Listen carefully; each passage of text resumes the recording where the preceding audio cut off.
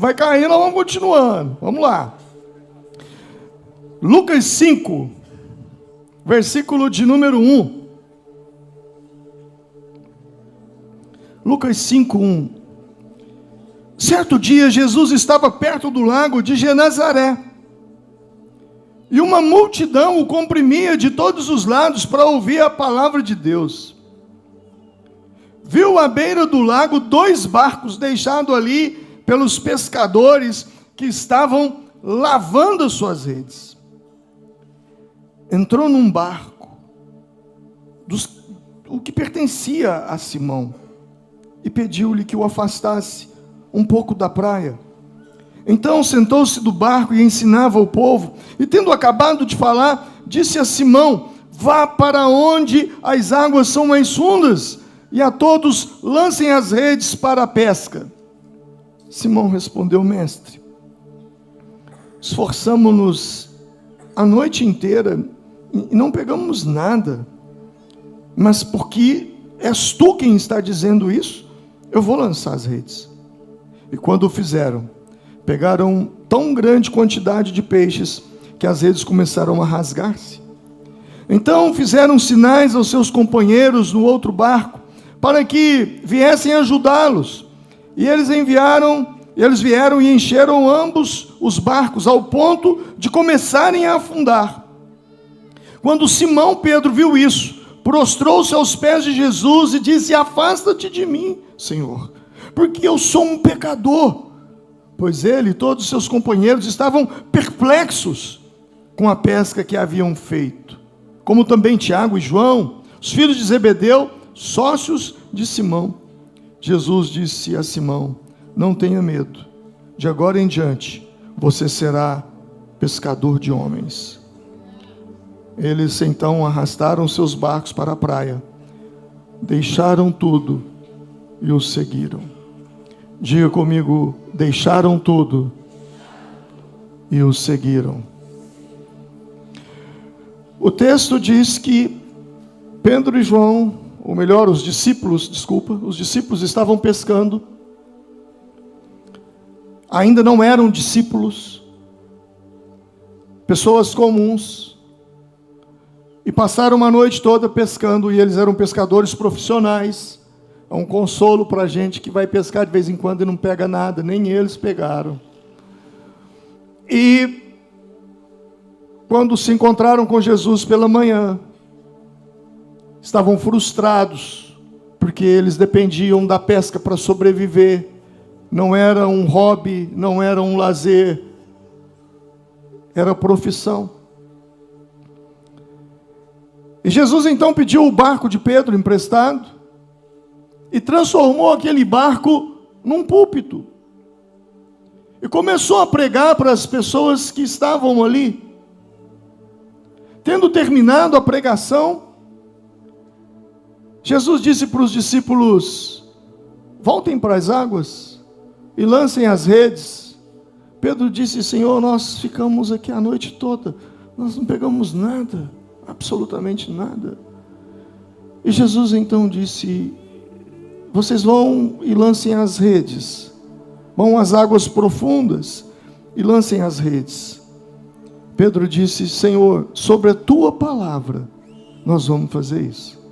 Como, Senhor, não vai dar certo, mas já que o Senhor está mandando, então deixa eu ir. E a Bíblia diz que eles fizeram uma pescaria tão boa que os barcos estavam quase afundando de tantos peixes. E quando eles voltam para a praia, Pedro se prostra diante de Jesus e diz: Senhor, afasta-se de mim, eu sou um pecador. E Jesus vira para Pedro e diz assim: não tenha medo, de agora em diante você será um pescador de homens. E a Bíblia diz que eles então arrastaram seus barcos para a praia, deixaram tudo e o seguiram. Deixaram tudo. Eu fico imaginando se naquela noite Pedro tivesse feito a melhor pescaria da sua vida. Ao invés de estar numa manhã frustrado por não ter pego nada, imagina se ele tivesse comemorando, pegado tantos peixes, pescado tantos peixes, que a ponto das redes se rasgarem de tanto peixe, e a ponto dos barcos estarem quase afundando de tantos peixes. E Jesus se encontra com eles naquele momento. Ou talvez nem encontraria, porque talvez Pedro nunca tivesse voltado à praia naquela manhã.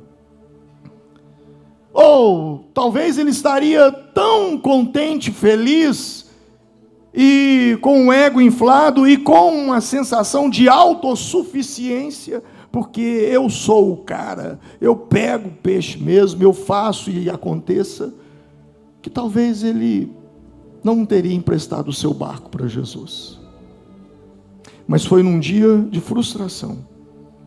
Deus às vezes permite uma noite de redes vazias para nos conduzir a um propósito cheio. Deus às vezes permite isso.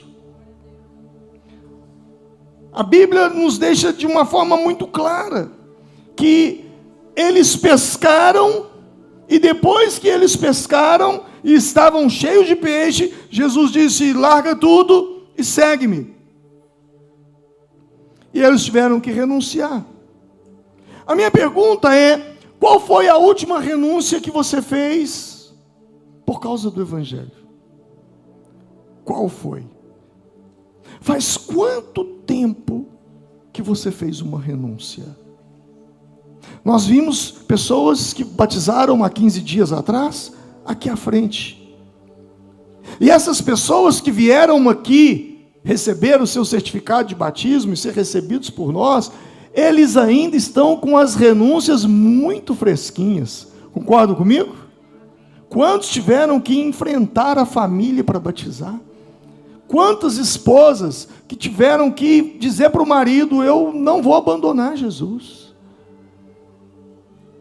Agora a pergunta que eu faço é: e as suas renúncias? Tem quanto tempo?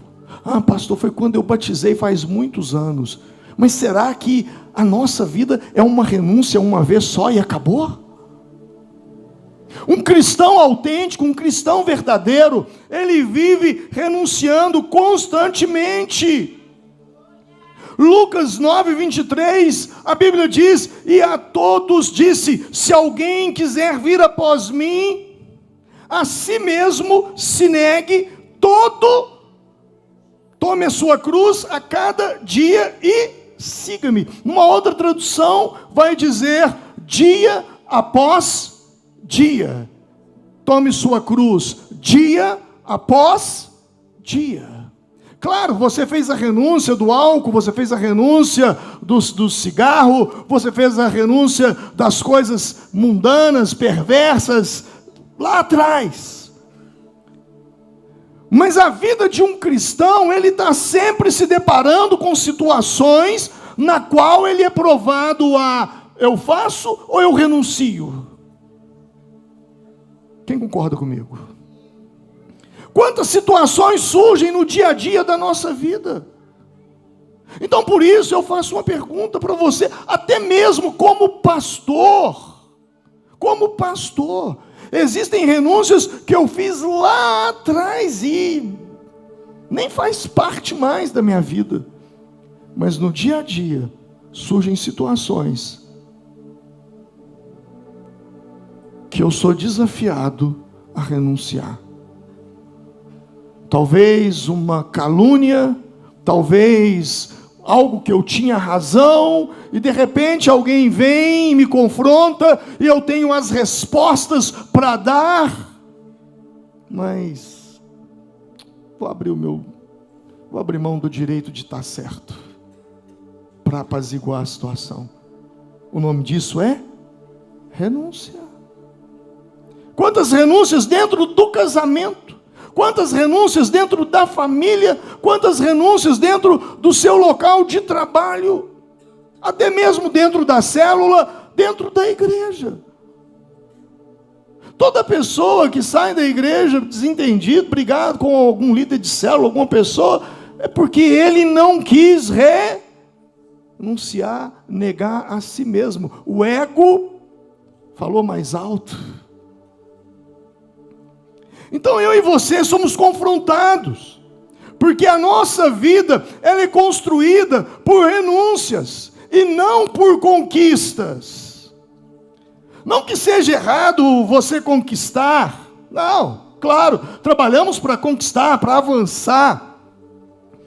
Então não é sobre ser errado nisso, mas toda conquista da nossa vida deveria ser sustentada por uma história de renúncia. Porque diante de Deus, você não é medido por aquilo que você conquistou, mas você é medido por aquilo que você renunciou.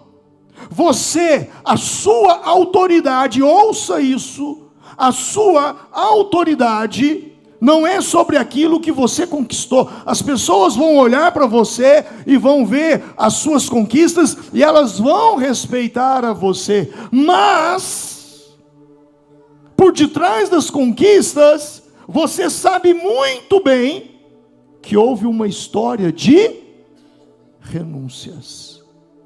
Então eu digo para você nessa manhã, você é do tamanho das suas renúncias.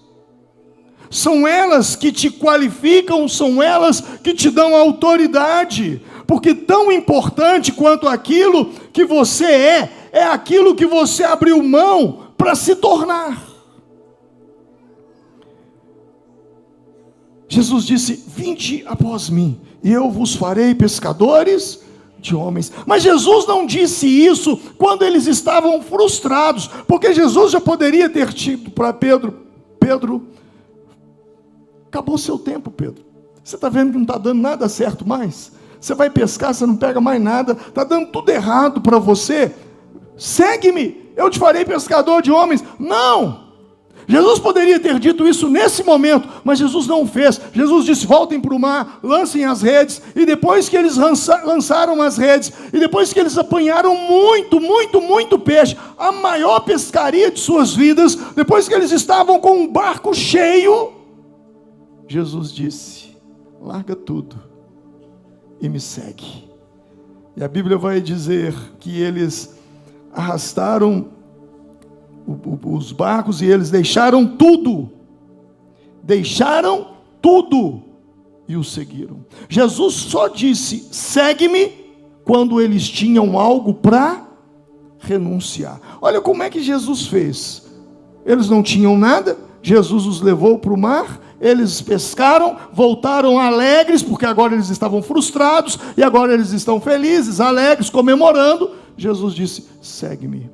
E ali naquele momento, houve renúncia. O Senhor fala isso por quê? Porque você, o que Deus mais quer da sua vida, da minha vida, e o que prova de fato o meu amor por Ele, são as minhas renúncias. Até onde você é capaz de renunciar por amor ao Senhor? Até onde você é capaz de renunciar? Só que nós temos uma mentalidade muito errada sobre renúncia. Muitos de nós entendemos renúncia só como perder. E renúncia não é sobre perder. Muitos de nós temos dificuldades de encarar a renúncia, porque nós associamos renúncia à ideia de perda. Nós pensamos que renunciar é ficar com menos, quando na verdade, muitas vezes Deus está nos conduzindo para algo muito melhor. Talvez seja por isso que as pessoas têm dificuldade de pedir perdão. Não, mas eu estou certo. Se eu pedir perdão, eu abro mão do meu direito de estar certo. Então eu estou perdendo. Muita gente não pede perdão, porque na cabeça dele, se pedir perdão, ele está dizendo que perdeu. Eu perdi. E não é sobre isso. Porque quando você tem essa dificuldade de pedir perdão, é o orgulho sussurrando: ei, você está perdendo a razão.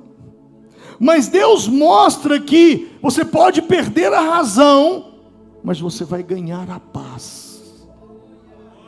e você vai ganhar outras coisas. A partir de hoje nós precisamos parar de conectar renúncia com perda. Por que as pessoas têm dificuldade de fazer dieta ou de deixar de comer algumas coisas que elas precisam deixar? Por quê? E aí eu me incluo também. Porque na minha cabeça, mas eu vou abrir mão desse doce, eu vou abrir mão desse pudim, eu vou abrir mão aquela coca na garrafa, como é que chama aquela da garrafinha de vidro? KS, aquilo foi feito no céu, não sei, deve ter aquilo por lá. Gente, eu vou abrir mão, porque quando eu não abro mão disso, é porque eu estou associando a perda. Mas se eu abro mão, o quanto que eu ganho na minha saúde, na minha vida. Eu vou treinar, não aguento treinar, eu não dou conta de academia, eu não dou conta de fazer um exercício físico, eu não dou conta de ir lá naquele pilates, eu não sei o quê. E quando a gente vai com a sensação de perda. Ai, meu Deus do céu, estou eu indo para esse negócio. Aí quando você sai, qual é a sensação que você tem? De ganho. Então nós precisamos parar com essa ideia de associar a perda, a renúncia, à perda. Quem enxerga apenas o que está deixando, dificilmente receberá aquilo que Deus está preparando. No reino de Deus, renunciar não é perder. É abrir mão do que é menor para receber algo que é bem maior. Porque quem renuncia, avança. Lucas 18, 29, 30, Mateus 19, 29, Marcos 10, 29 e 30, Jesus repete ali a mesma coisa. E respondendo Jesus diz, em verdade eu vos digo que não há ninguém que tenha deixado casa, irmão, irmãs, ou mãe, ou pai, ou filhos, ou terras, por causa de mim, do Evangelho, que não receba 100 vezes mais, neste tempo, e no século que há de vir a vida eterna. Jesus diz, ainda receberá no presente, hoje, e na vida eterna. Tem um assunto que a gente fala muito pouco, e hoje eu estava pensando sobre isso, eu falei, meu Deus, eu preciso pregar mais sobre isso, sobre galardão, sobre o que nos espera do outro lado. Porque para muitos de nós, a coisa mais importante é ser salvo, e glória a Deus. Mas deixa eu te falar uma coisa, uma santa heresia aqui, porque a Bíblia também não relata, mas a Bíblia fala sobre galardões, o que nós vamos receber do outro lado. E se a sua vida, porque o que você faz aqui hoje, as suas obras, e Apocalipse capítulo 22 vai falar sobre isso, sobre obras e sobre galardão. Salvação não é sobre obras, amém? Salvação é pela graça, fé, graça. Agora, galardão é aquilo que você fez, é a sua entrega para o reino, é a sua disposição de servir a Deus. Eu quero falar sobre isso um dia ainda aqui, porque na verdade a renúncia por Cristo, ela tem muito mais a ver com o que a gente vai ganhar do que com o que a gente vai perder. Toda renúncia no reino de Deus, ela está fundamentada num princípio, a fé. E Hebreus 11:6 diz que sem fé é impossível agradar a Deus, porque quem dele se aproxima tem que crer que ele existe, que ele o quê? Que ele o quê? Recompensa aqueles que o buscam. E quando você fica o tempo todo olhando, observando aquilo que você vai perder, a verdade é que você não tem força para renunciar o que você precisa renunciar. Porque o ser humano, ele não é atraído pela perda, ele é atraído pelo ganho. Você só dá conta de renunciar o que você tem que renunciar quando você foca no que você vai ganhar. E era isso que Paulo fazia. Ele ressignifica a sua dor e o sofrimento. Lá em 2 Coríntios 4, 17, 18 diz: pois os nossos leves e momentâneos sofrimentos. Parou. O que, Paulo? Leve e momentâneo sofrimento? Meu irmão, Paulo foi apedrejado, Paulo foi espancado, Paulo foi chicoteado, Paulo pegou cadeia, Paulo passou por inúmeras provações, e agora, diante de tanto sofrimento, condenado à morte ali numa cadeia, ele diz: porque os nossos o quê? Momentâneos sofrimentos. Por que ele chama de momentâneo sofrimento? Por que ele chama de leve o sofrimento? Porque ele diz: estão produzindo para nós uma glória eterna que pesa mais do que todos eles. Por isso não olhamos para as coisas que se veem, mas para as que não se veem, pois as que veem são temporárias, mas as que não se veem são eternas. São eternas. A nossa luta aqui, a nossa renúncia aqui, Deus nos dará coisas grandes e poderosas quando nós passarmos dessa vida. E Jesus disse em Marcos: ainda no presente século.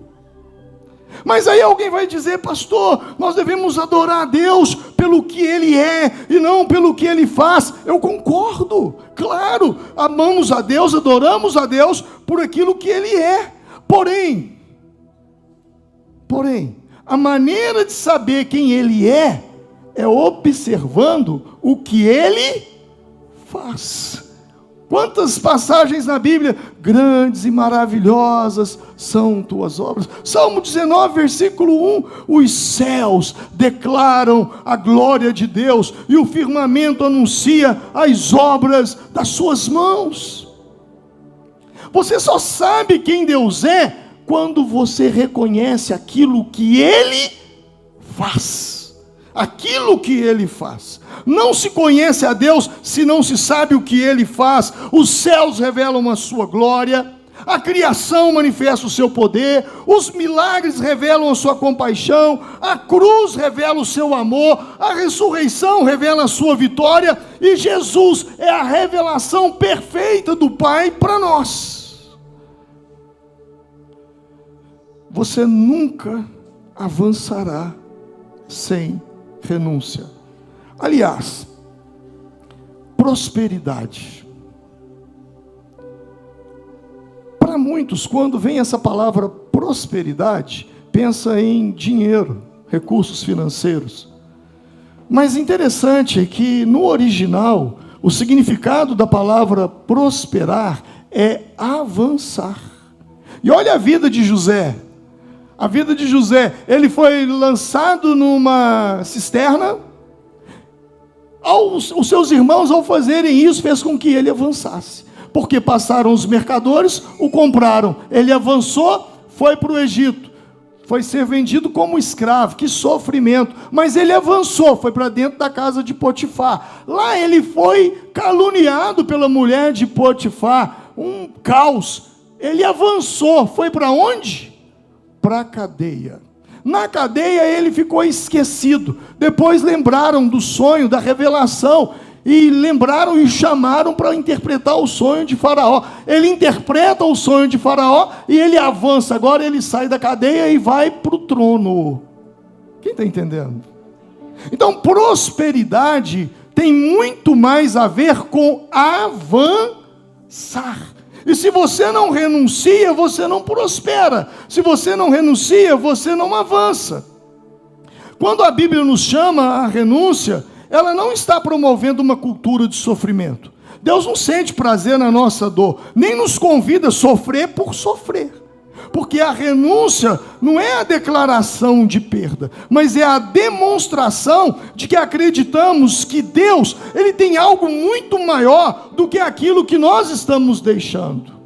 Olha Moisés, Hebreus 11, pela fé, Moisés, quando era homem feito, recusou ser chamado de filho da filha de Faraó. O que ele fez? Renunciou. Preferiu ser maltratado com o povo de Deus a desfrutar dos prazeres pecaminosos temporários do Egito. Considerou a afronta de Cristo maior do que a riqueza, do que os tesouros do Egito, porque tinha os olhos postos na onde? Então a perda não era perda, era ganho. Quem está entendendo? Quando eu e você temos essa consciência, sabe? Moisés, ele renunciou ao palácio e se tornou o libertador. A maior recompensa não é receber algo, mas é tornar-se alguém. A maior recompensa não é o que eu recebo, não é o que vem para as minhas mãos. A maior recompensa não é o que eu recebo, é quem eu me torno. E foi justamente isso que ele vivenciou, foi justamente isso que ele experimentou. Sabe, um pai mineiro, foi passear na praia, foi para a praia com a família, tirar algumas férias. E chegando lá, ele levou os seus filhos.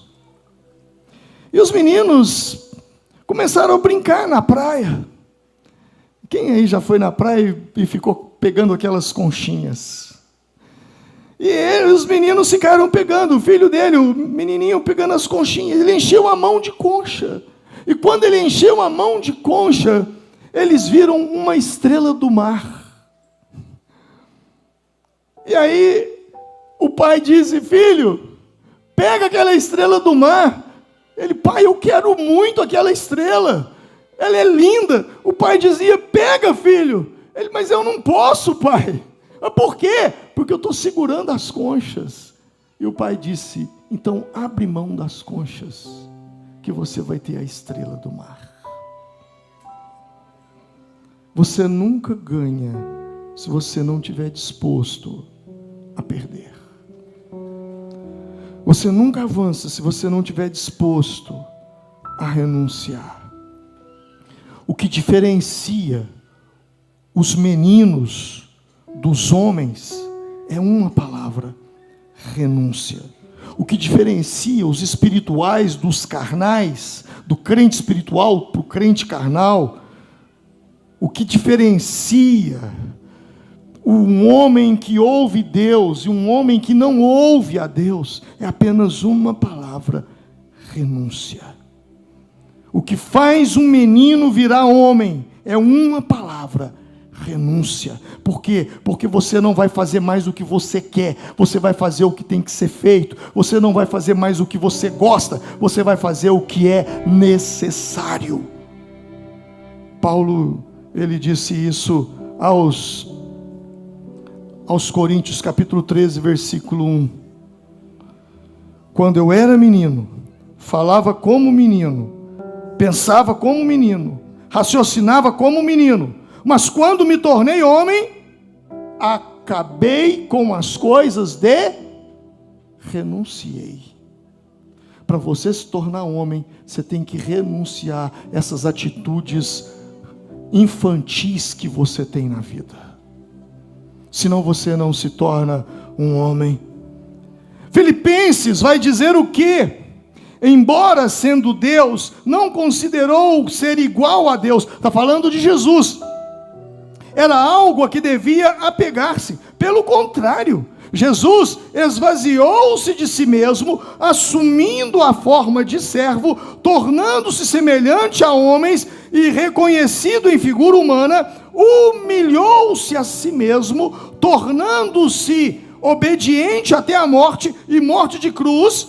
Por isso, Deus o exaltou ao mais alto lugar e lhe deu o nome que está acima de todo o nome, para que ao nome de Jesus todo joelho se dobre, nos céus e na terra e debaixo da terra, e toda língua confesse que Jesus Cristo é o Senhor, para a glória de Deus Pai.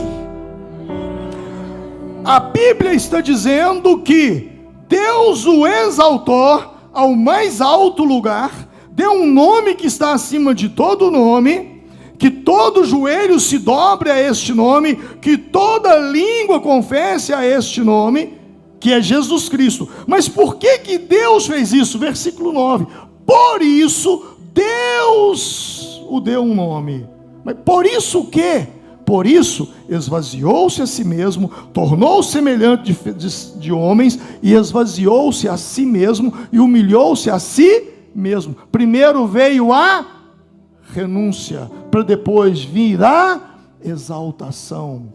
A Bíblia diz: aquele que é humilhado será exaltado. Quando você renuncia, você se humilha, mas no tempo de Deus, na hora de Deus, Deus te exalta. Você pode glorificar o Senhor?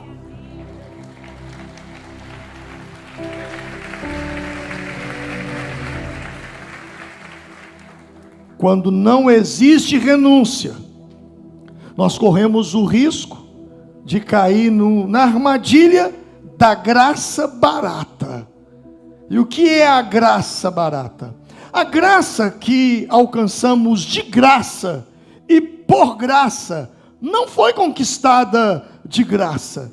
Para que a graça nos alcançasse, foi pago um alto preço naquela cruz. E aquele que pagou o preço na cruz para que nós tivéssemos acesso à graça, vai nos dizer: vá e não peques mais.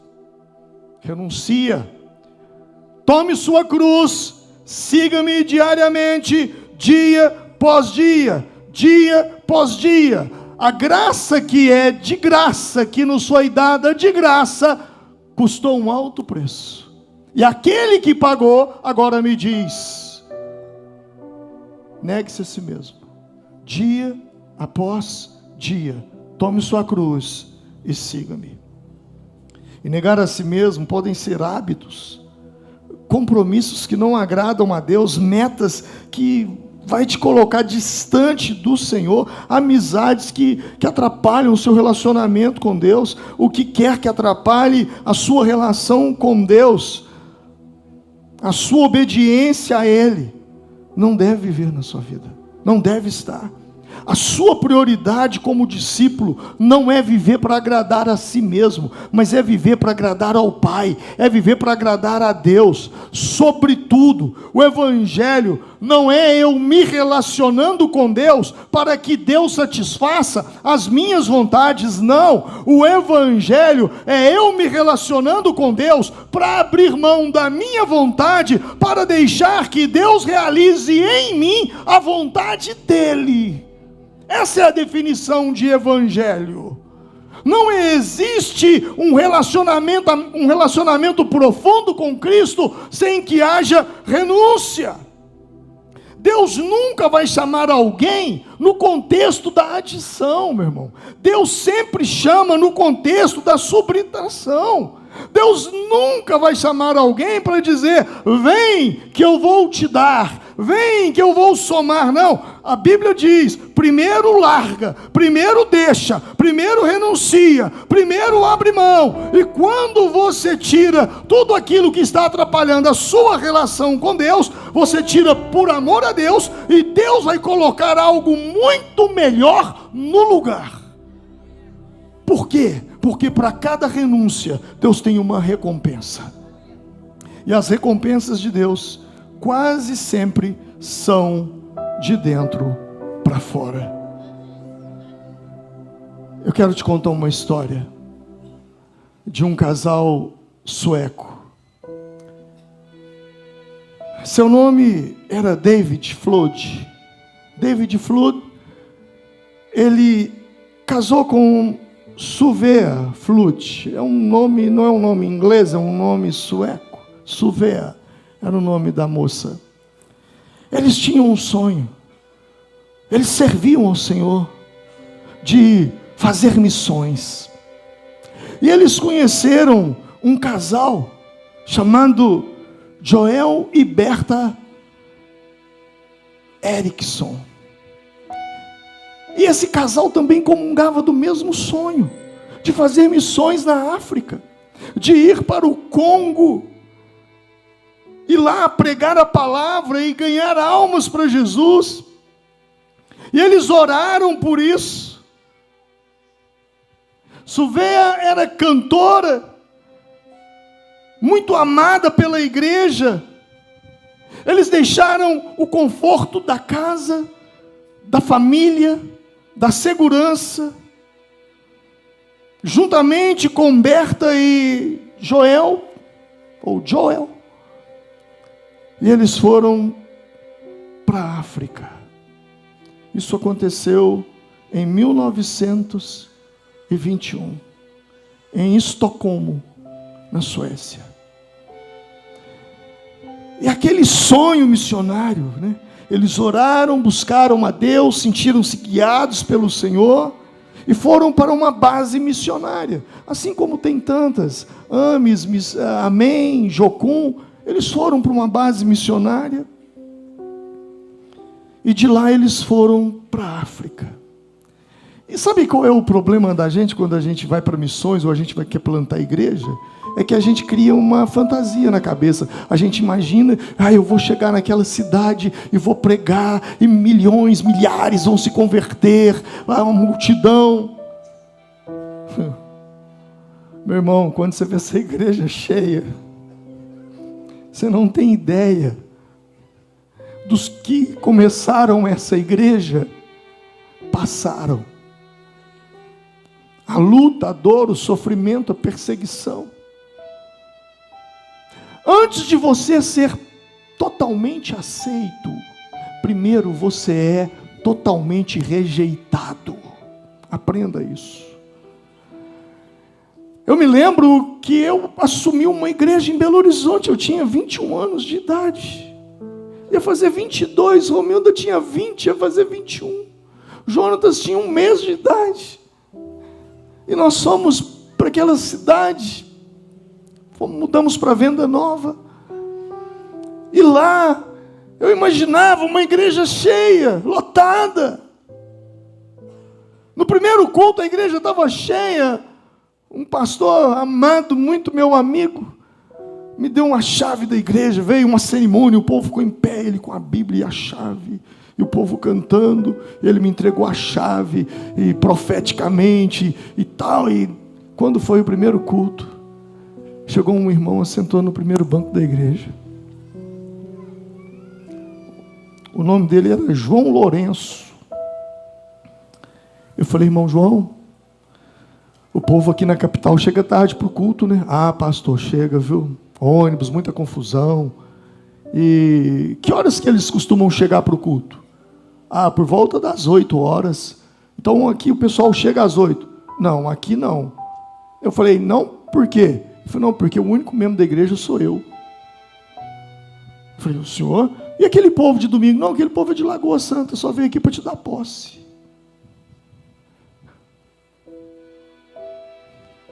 Você não tem ideia quantas vezes eu preguei para a Romilda e o Jonatas com 1 mês dentro do berço, aquele carrinho, né, aliás, de bebê. E eu digo para vocês, e o Senhor é minha testemunha, que eu pregava como eu estou pregando aqui agora, como se eu estivesse falando para uma multidão, porque era assim que eu via. É por isso que muitos vão abrir uma igreja, daqui a pouco está fechando. Porque você nunca primeiro será aceito, sem que primeiro você seja rejeitado. E aquele casal, aqueles 2 casais, eles foram para a África. E quando eles chegaram ali, foram semanas, não dias, semanas de caminhada na selva densa. Facões abrindo caminho, insetos, calor sufocante. David carregava ali o seu pequeno David Júnior nas costas enquanto avançavam.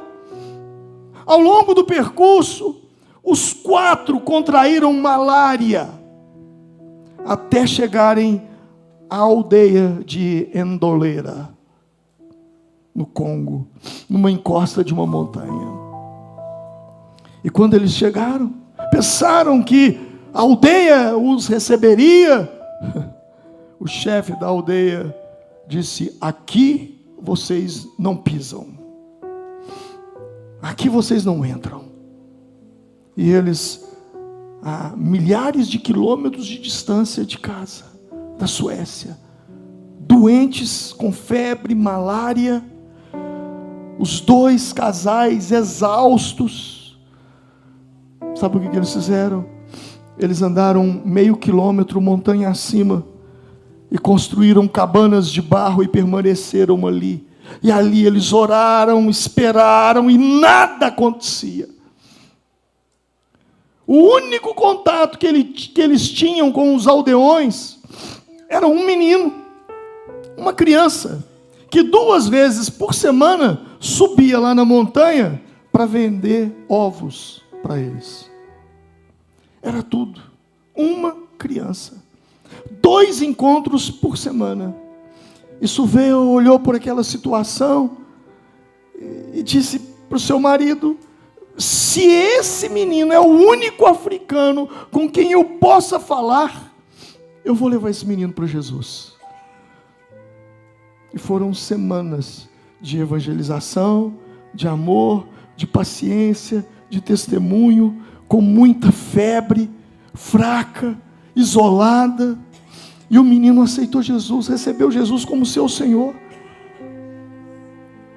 Era a única conversão deles. Um único menino. Joel e Berta Erickson, eles não aguentaram. Eles chegaram para o casal e disse: olha, nós vamos voltar para a base missionária. Nós vamos embora. Vamos. E o David olhou para a Suveia e disse: não podemos. Mas por que não? Porque ela está grávida. E com malária, essa criança pode nascer no meio da selva. Não temos condições de ir agora. E eles ficaram. E Suveia disse para eles: eu vim para dar a minha vida aqui. Eu quero que o meu filho nasça na África. Os Floods, ou Suveia e Deide, ficaram ali, e os Ericksons foram embora. E eles deram tchau para eles e desapareceram na floresta. E eles ficaram ali sozinhos. Quando chegou em 1923, ela, próxima do parto, impossível descer a montanha, o chefe da tribo, ele permitiu que uma parteira a ajudasse no parto. E nasceu uma menina saudável, linda. E Suveia, sua mãe, disse: ela se chamará Ainá. Mas o parto foi pesado demais. Passado algum tempo, o corpo já destruído pela malária, Suveia faleceu. Ela morreu ao pé daquela montanha. Após 17 dias de luta e oração, ela faleceu aos 27 anos de idade. E havia convertido uma única pessoa, um menino. E David Flua, algo quebrou dentro dele. O coração dele foi tomado por uma amargura tão grande. Ele cavou aquela cova naquela montanha africana. Ele enterrou a esposa dele com as próprias mãos. Depois ele desceu a montanha, cruzou a selva com aquela criança nos braços e o David Júnior nas costas. Foi até a base missionária, pegou a pequena Ainá e disse para a família Erickson, Berta e Joy: vocês vão criar essa menina. Eu não tenho condições de criar essa menina. Eu vou voltar para a Suécia. Eu perdi minha esposa. Eu não consigo cuidar da minha bebê. Deus acabou com a minha vida. Deus destruiu, arruinou a minha vida. Nunca mais falem desse nome para mim. O coração dele estava com muito ódio de Deus. E ele partiu, rejeitando não apenas o chamado missionário, mas rejeitando o próprio Deus. E Joe e Berta acolheram aquela menina. Mas 8 meses depois, o casal morreu de uma doença misteriosa. E a pequena Ainá, agora com 9 meses, foi entregue a um casal de missionários americanos, os Bergs, que estavam ali. E eles olharam para aquela menina e disseram: não vamos chamá-la mais de Ainá, mas vamos chamá-la de Egg. E colocaram o nome de Egg. E quando ela tinha 3 anos, eles voltaram para os Estados Unidos, e Egg cresceu no estado de Dakota do Sul, sem mãe, sem pai biológico, sem saber muito sobre a sua mãe. Os anos se passaram. Egg se tornou uma mulher, uma moça, e casou-se com um pregador chamado Dewey Rost, um pregador eloquente. E juntos eles construíram um ministério frutífero poderoso. E em 1963, uma revista religiosa vinda da Suécia chegou à casa de Dewey e de Egg. E ela abriu a revista e ela não conseguia ler, porque estava tudo em sueco. Mas ela, folheando a revista, ela viu uma fotografia que chamou a sua atenção. Era uma cruz branca numa selva africana, e nela estava escrito Suvea Flut. Ela disse: esse era o nome da minha mãe biológica. E ela saiu imediatamente em busca de alguém que traduzisse aquele artigo para o inglês. E ela encontrou um homem que leu, e olha, está dizendo aqui que missionários que haviam ido para Ndoleira, no Congo, em 1921. Fala também sobre o nascimento de uma menina branca, sobre a morte de uma jovem missionária, sobre um garoto africano que converteu. Depois que todos partiram, aquele garoto cresceu. E aquele garoto convenceu o chefe da aldeia a permitir a construção de uma escola. E agora aquele menino, que agora é um rapaz, começou a dar aula para as crianças da tribo e a ensinar o evangelho. As crianças se converteram, pregaram para os pais se converteram, os pais pregaram para os vizinhos se converteram. E aí o chefe da aldeia também entregou sua vida para Cristo.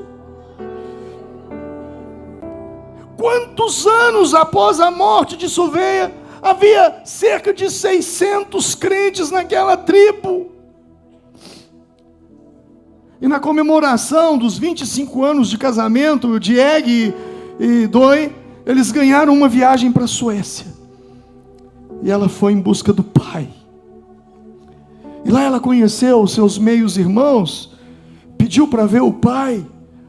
E os irmãos dela responderam: olha, você pode vê-lo, mas saiba de uma coisa: nunca mencione Deus para ele. Sempre que ele ouve esse nome, ele entra em fúria. David havia voltado para a Suécia, reconstruído sua vida, casado novamente, teve 4 filhos, mas ele se afogou no alcoolismo. E ali ele sofreu um derrame, um AVC, repentinamente. E repetidamente ele também dizia: nunca mencione Deus. Deus me destruiu, Deus matou minha mulher, Deus matou os meus sonhos, Deus tirou tudo que eu tinha de precioso. E quando Egg entrou naquele quarto, naquele pequeno apartamento escuro, garrafas espalhadas para todo lado, aquele homem de 73 anos deitado numa cama, e ela se aproximou e disse: papai. Ele se virou e começou a chorar e disse: Ainá, é você? Ela disse: sou eu, pai. E ele disse: eu nunca quis te abandonar, filha, eu nunca quis. E ela o abraçou e disse: papai, está tudo bem, Deus cuidou de mim, papai. E imediatamente ele endureceu, as lágrimas cessaram, e ele disse: não, filha, Deus se esqueceu de todos nós. A nossa vida ficou assim por causa dele, e virou o rosto para a parede. Mas Jeg, Ainá, acariciou o rosto dele e disse: papai, eu tenho uma história que o senhor não sabe. A ida de vocês para a África não foi em vão, papai. Mamãe não morreu em vão. Aquele menino que vocês ganharam para Jesus, ele evangelizou toda aquela aldeia. A semente que vocês plantaram continuou crescendo. E hoje existe centenas de cristãos naquela região, porque vocês foram fiéis e renunciaram tudo. Papai, Jesus te ama. Ele nunca te odiou. E o velho pai olhou para sua filha e começou a chorar. E naquele dia, David Flood, ele voltou para Jesus. Ele entrega a vida para Jesus e pede perdão a Deus pelo ressentimento que ele guardou por anos. Um tempo depois, anos depois, Jeg participou de uma conferência missionária em Londres. E o superintendente da igreja do Congo falou: olha, Deus está fazendo um avivamento no Congo.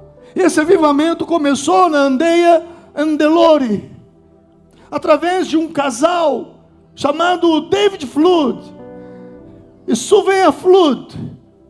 Hoje, no Congo, por causa do ID deles, nós somos 110 mil cristãos batizados.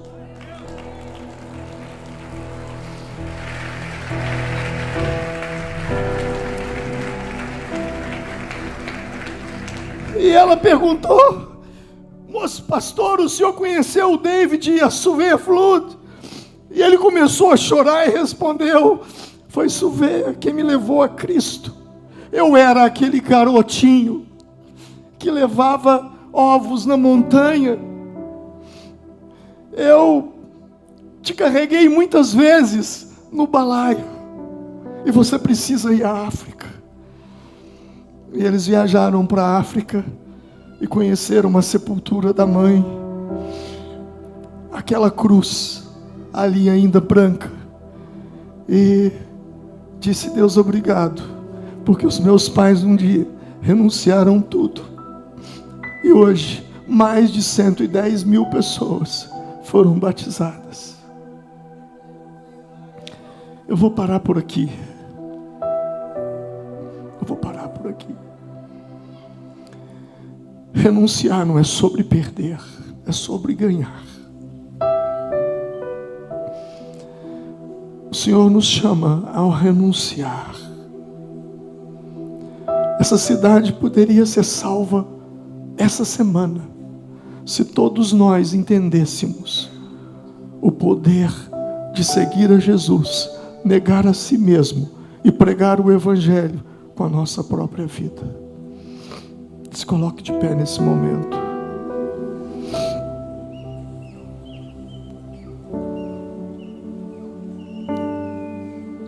Curva sua cabeça.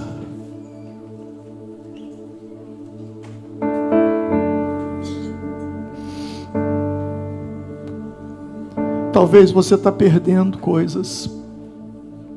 Talvez você perdeu oportunidades de um emprego melhor, de uma renda melhor. Talvez você perdeu a oportunidade, ou melhor, perdeu relacionamentos porque você entregou sua vida para Cristo. Mas eu quero te dizer que vai valer a pena. Conhece essa canção? Vai valer a pena? Vai valer a pena. Vai valer a pena. Renunciar não é sobre perder. Renunciar é sobre ganhar aquilo que Deus tem para te entregar. Feche os seus olhos. Senhor, meu Deus,